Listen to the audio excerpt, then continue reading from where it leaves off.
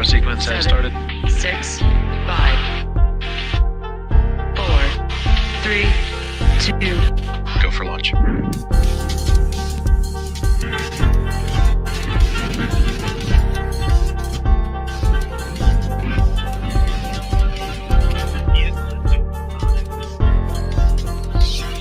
Stage separation confirmed.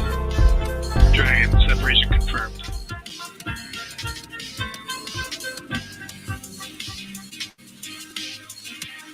Stage 1 is transonic. Landing legs have deployed. And Falcon 9 has landed.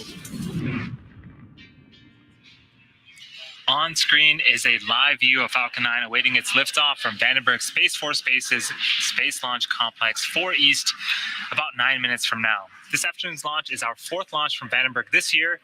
Good afternoon, everyone. My name is Andy Tran, and I'm a quality engineer here at SpaceX. I'm joining you today from Hawthorne, California, which is about 170 miles from our West Coast launch pad that you see on screen. On today's flight, we'll be taking another 53 Starling satellites into low Earth orbit in order to expand our coverage around the globe. A bit later in the webcast, we'll share a couple of updates on our growing coverage in Canada and across Europe. But before we get to that, we wanted to recognize a handful of celebrations during the month of May. Not only is it the month for sending Star Wars-themed memes and celebrating the amazing women and moms in our life, it's also a time when we recognize and celebrate all the incredible contributions made by generations of Asian Americans and Pacific Islanders. These contributions have had a great impact to our history, society, and culture. Here at SpaceX, our Asian American Pacific Islander Employee Network is hosting a variety of events where we'll celebrate traditional cuisine, movies, and other fun activities. So be sure to take some time this month to send love to your Asian American and Pacific Islander friends and neighbors. For now, let's take a closer look at our Falcon 9 on the pad. If you're not familiar, Falcon 9, also known as F9, is a 2-stage rocket and the first orbital-class rocket capable of reflight that is designed and manufactured by SpaceX. F9 stands 70 meters tall, which is almost as tall as the Taj Mahal in India, and is named after the Millennium Falcon from Star Wars. The Falcon 9 that you see on screen rolled out to the pad Wednesday morning and then went vertical a few hours after that. This particular first stage has supported 4 missions: NASA's Double Asteroid Redirection Test, or DART, the Sentinel-6 Microfluidic mission, and 2 past Starlink missions. And if you've been following SpaceX, you know that reusability is one of our top priorities, as it's the key to reducing the cost of space access for all of us. And being able to reuse multiple components of our rockets plays a big part in making that a reality. In addition to the Star Wars aspects of the name, the number 9 in Falcon 9 references the 9 M1D engines on the first stage, but there's actually 10 engines on the rocket. The second stage has a slightly modified engine on it called the Merlin Vacuum, or MVAC engine. This engine has a larger nozzle, which allows the second stage to perform better in the vacuum of space. And much like an assembly line, each part of the rocket plays a very important role to the launch. While the first stage powers us up and out of the Earth's atmosphere to space, the second stage takes the satellites to their targeted drop-off orbit. We just heard the calls that Stage 1 RP1 load is complete. Engine chill has begun, and second stage thrust vector control actuators should start within the next few minutes. These are also known as the engine wiggle test. We move the thrust chamber slightly to make sure that the guidance hardware is a go for flight. The first stage would do the same wiggle test just seconds before ignition. The large barrel structure with the pointed nose that is on top of the second stage is the payload fairing. It's composed of 2 halves made up of carbon composite material that come together to protect our satellites until we're in the vacuum of space. Around 3 minutes into flight, once we've exited Earth's atmosphere, we will jettison the fairing halves and attempt to retrieve them once they return to Earth. We want to jettison the fairings as soon as we can, as the weight of the fairing actually decreases second stage performance. And for reference, the payload fairing is about 40 feet tall with a 17-foot diameter. To put that size into perspective, you could fit an average fire truck inside both of the fairing halves. And as those fairing halves return to Earth, so will our first stage, which is set to land on our drone ship that you see on screen. This one is named, Of Course I Still Love You, and it's currently positioned near Baja, Mexico today. If successful, it will mark the 112th recovery of a Falcon 9 first stage. So the call we just heard is we're beginning to pressurize for retracting of the strong back, which is part of the transporter erector, or TE. The transporter erector's job is to roll out the rocket to the pad and raise it to that vertical launch position that you see on screen right now. Now, in order to retract the strong back, we're going to be opening up the clamp arms right underneath the fairing haft. Once those arms are open, then we begin to recline that strong back away from the vehicle to its pre-launch position. And as we get closer to T0, it will continue to recline away, providing clearance for Falcon 9 to lift off. If you look closely behind the white clouds there, you can see that those clamp arms have indeed opened up, and we should start to see that strong back begin to recline away from the vehicle. And there it goes. So as that's happening, if you've been following Starlink development, then you know that Starlink is a constellation of multiple satellites in low Earth orbit and has the potential to service the entire globe. Because Starlink does not rely on traditional ground infrastructure, it's great for places where connectivity has typically been a challenge or non-existent. Earlier this week, the government of Quebec, Canada, announced it will fund the deployment of Starlink in up to 10,000 homes throughout the province. The grant is part of a program that aims to extend high-speed internet access throughout the region, and Starlink will serve the homes in hard-to-reach areas. The service will be deployed to participating homes by the end of this September. Starlink has also gone live in Greece and Hungary. These additions bring us to servicing a total of 36 markets around the globe. If you're wondering when service will be available in your area, yesterday the Starlink team released an updated Starlink availability map. You can enter an address or just zoom into certain areas on the map to identify locations that have active service. The areas in light blue are locations where you can order immediately, and where there is a wait list, it'll tell you the current expected time frame for service availability.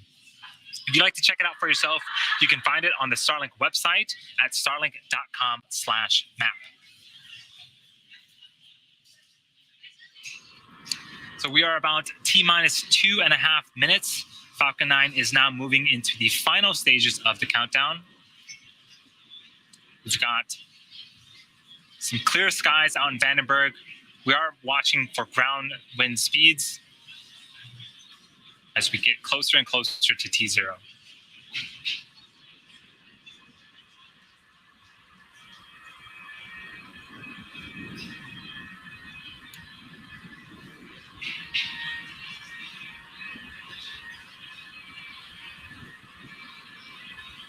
You can see that the strongback has indeed reclined away from the vehicle.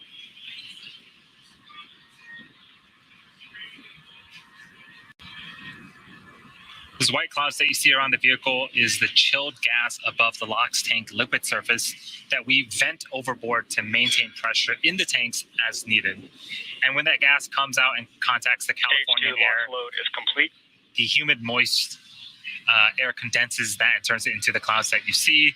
And that call out that we just heard is the last of propellant loading for the vehicle. So we are fully fueled and just over a minute away from liftoff of 53 more Starlink satellites.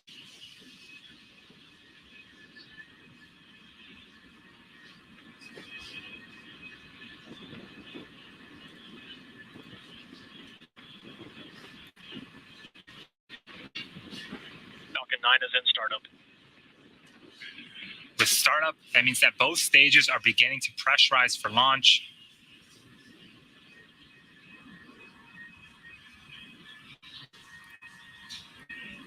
LD is go for launch. And that was the launch director providing the final go for launch. All systems are go. Let's watch as Falcon 9 takes our 53 Starlink satellite into orbit. T-minus 30 seconds.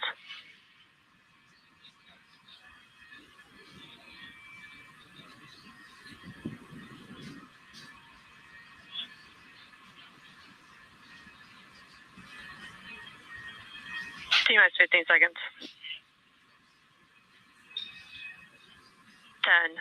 10, 9, 8, 7, 6, 5, 4, 3, 2, 1, 0. Ignition.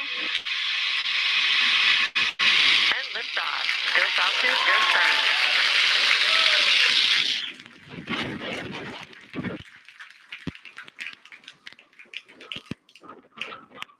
Pitching downrange. M1D chamber pressure is nominal.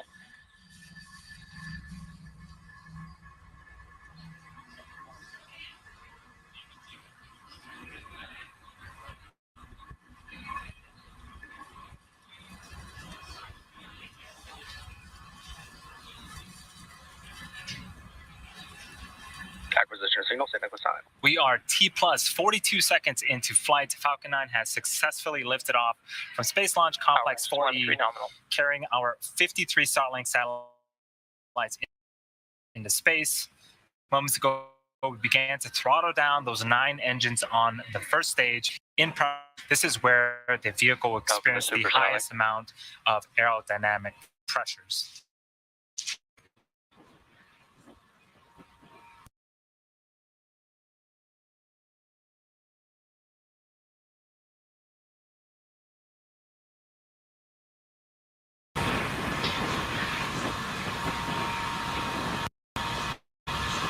Max Q. And that was the confirmation of Max Q. Coming up in about a minute, we have a series happening back-to-back. MECO, or main engine cutoff. This is where the 9 engines at the bottom of the first stage will shut off in preparation for stage separation. This is where the 2 stages will separate from one another, with the second stage continuing with SES-1, also known as engine chill. second engine start 1, where that MVAC engine on the second stage will ignite and continue to carry our Starling satellites to orbit. And then shortly after SES-1, we'll have fairing deploy, where the 2 fairing halves on the top of the second stage will jettison themselves and make their way back to Earth. The first stage after stage separation will also be making its way back to Earth to land on our drone ship. Again, it's currently parked off the coast of Baja, Mexico, waiting for this booster's 5th landing attempt. For now, we are enjoying some gorgeous views of the West Coast as things continue to look good for today's mission.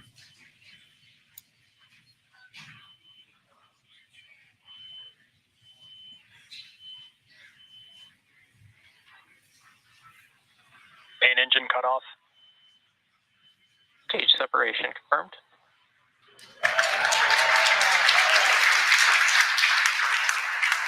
MVAC ignition.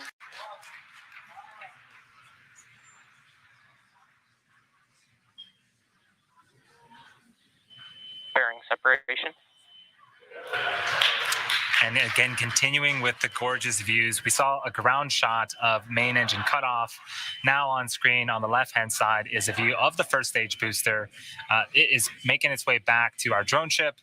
The right-hand side of your screen is a view of our second stage Merlin vacuum engine. The fairing halves have deployed, and so we have our Starling satellites exposed to the vacuum of space. They have a couple more minutes to go before we actually shut down that second stage engine and insert our second stage and the satellites into an orbit.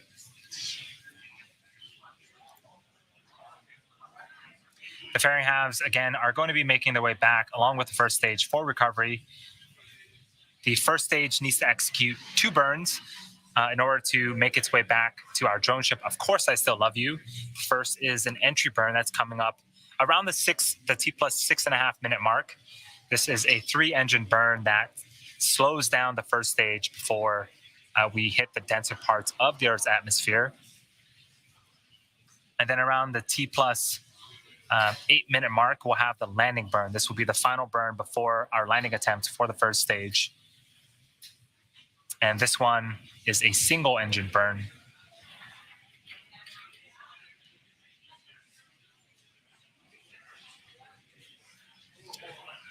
T plus 4.5 minutes into flight. Engine performance on the second stage is nominal.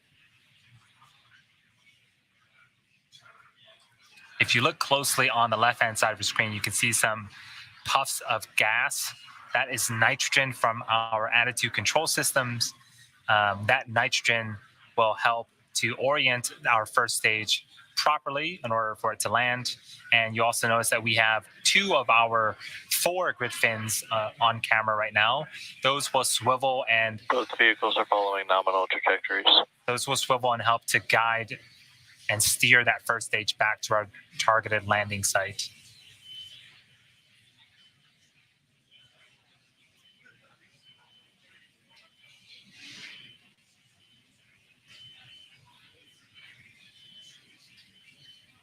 If you are just joining us, we successfully lifted off from Space Launch Complex 4E, located at our West Coast Vandenberg Space Force Base launch site. After liftoff, we had successful main engine cutoff, successful stage separation. Our second stage engine has been ignited. And now the next milestone for this mission is the entry burn coming up in about 30 seconds.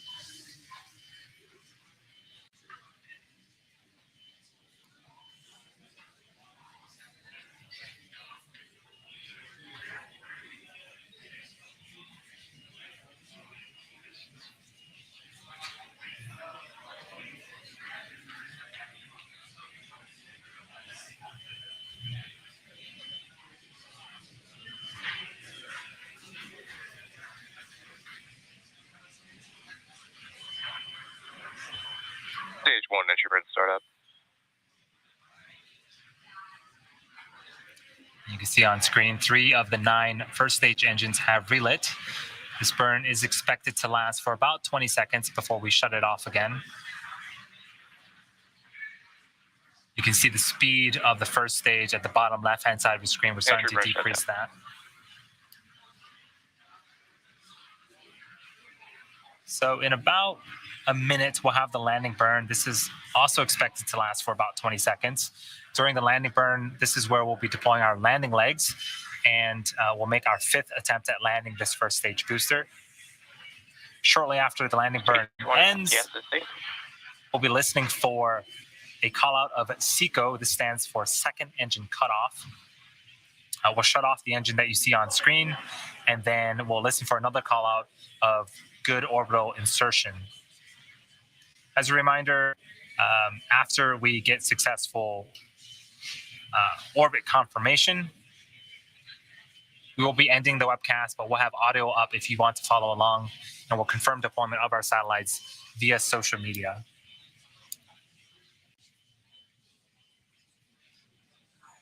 Stage 1 transonic. About 20 seconds away from the beginning of that landing burn. Second stage performance and trajectory continue to be nominal. Expected loss of signal, Vandenberg LSC.